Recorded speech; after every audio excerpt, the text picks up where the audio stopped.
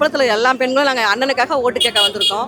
ஏன்னா 5 வருஷம் அண்ணா ஆட்சியில் இல்லாமல் இருப்பது கூட நாங்கள் எந்த ஹெல்ப்புக்கு என் பிள்ளைங்களுக்கு படிப்பு செலவுக்கு ஏதாவது ஒரு உடல்நிலை சரியில்லைனா கூட அவங்க பிள்ளைங்களை வச்சு எங்கள் ஹாஸ்பிட்டலில் எல்லாமே ஃப்ரீயாகவே எல்லாமே ஒரு பிளட் டெஸ்ட் வந்து எங்களுக்கு வந்து ஹார்ட் ஆப்ரேஷன் முத கொண்டு பிரபா அவங்க பிள்ளை இருக்காங்க மகாத்மா ஹாஸ்பிட்டல் எல்லாமே ஃப்ரீயாகவே எங்களுக்கு எல்லாமே எங்களுக்கு செலவு பண்ணி அவங்களே எங்களுக்கு எல்லா நன்மையும் செய்கிறாங்க.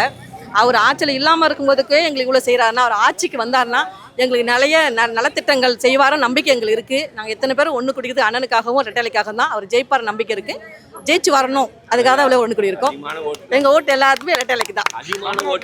தமிழ்நாட்டில் திமுக ஆட்சியில் பெண்களுக்கு பாதுகாப்பு இல்லை, அதை பற்றி என்ன நினைக்கிறீங்க? பெண்களுக்கு பாதுகாப்பு இல்லைன்றதுக்காக தான் இந்த பிரச்சனையை நாங்கள் உருவாக்கிறோங்க. பெண்கள் ஃபுல்லாக நாங்கள் அண்ணா போட்டு ஜெயிக்க வைக்கணும். எல்லா தொகுதியிலுமே தமிழ்நாட்டில் அவங்க வரக்கூடாதுன்ற ஒரு எய்மில் எல்லாமே இருக்க எல்லாம் மாறிட்டாங்க சார். இங்கேயே வந்து இப்போ இங்கேயே எங்கள் குரூப்லேயே இப்போ எங்கள் பெண்கள் வந்து நிறைய பேர் ஏற்கனவே அங்கே போட்டு ஏமாந்தவங்க தான். நாங்கள் தெரியாமல் தப்பு பண்ணிட்டோம், மாற்ற வேணும்னு சொல்லி தப்பு பண்ணிட்டு சொல்லிட்டு திமுக போட்டு இப்போ அண்ணா திமுக நாங்கள் கூப்பிடல, அவங்களே வந்து இப்போ எங்களுக்காக எங்கள் கூட நிற்கிறாங்க, அண்ணனுக்காக நிற்கிறாங்க.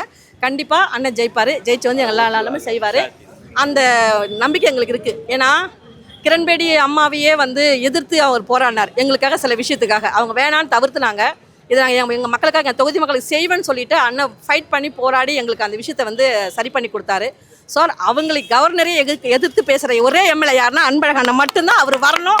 அவர் வந்து எங்களுக்கு நிறைய நல்லது செய்யணும் நாங்கள் ஆசைப்படுறோம். வருவார். நல்லாட்சினா எடப்பாடியார் தான். வாக்களிப்பீர் இரட்டை இலைக்கே.